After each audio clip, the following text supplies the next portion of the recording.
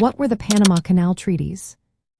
Have you ever wondered how the Panama Canal changed hands and what that meant for Panama and the world? The Panama Canal Treaties are key agreements that reshaped the control of this vital waterway. Signed in 1977, these treaties were between the United States and Panama, marking a significant moment in Latin American history. They represented Panama's long struggle for sovereignty over a crucial economic asset. The story of the canal began back in 1903. At that time, the United States secured rights to build and control the canal through a treaty with Panama, which had just gained independence. This agreement gave the United States authority over the Panama Canal Zone, a strip of land 10 miles wide. Over the years, this arrangement led to growing tension. Many Panamanians viewed the canal zone as a colonial holdover that undermined their territorial integrity. As time passed, resentment grew. The living conditions in the canal zone were often much better than those in Panama. The economic benefits from the canal did not trickle down to the Panamanian people, even though the canal was vital for global trade. Fast forward to 1977, when the Panama Canal Treaties were signed. These treaties replaced the earlier agreement from 1903.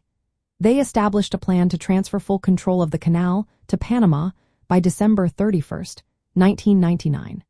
One key feature of the treaties was a phased transfer of responsibilities. This meant that Panama would start taking over administrative duties in 1979, with complete sovereignty by the year 2000. Another important aspect was the guarantee of the canal's neutrality. This meant that even after Panama took control, all nations would still have peaceful access to the canal. Additionally, Panama gained rights to manage canal operations, set tariffs, and oversee surrounding lands, which included over 370,000 acres previously controlled by the United States. The cultural and political significance of these treaties cannot be overstated.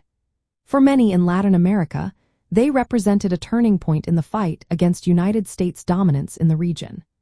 Panamanian leaders viewed the agreements as a way to correct historical wrongs, emphasizing self-determination and dignity. The return of the canal became a symbol of national pride, showcasing Panama's role in global maritime trade. After the handover in 1999, Panama established the Panama Canal Authority to manage the waterway. The transition included military bases and residential areas, which Panama repurposed for economic development, such as tourism and logistics. While the treaties resolved a long-standing diplomatic issue, they also sparked discussions about fair development and the challenges of managing such an important asset. The Panama Canal Treaties serve as a powerful example of how negotiation and advocacy can address historical grievances. They highlight the importance of balancing national interests with international responsibilities. The process also showcased regional support, as many Latin American countries backed Panama's efforts, reflecting shared values of sovereignty and resistance to foreign intervention.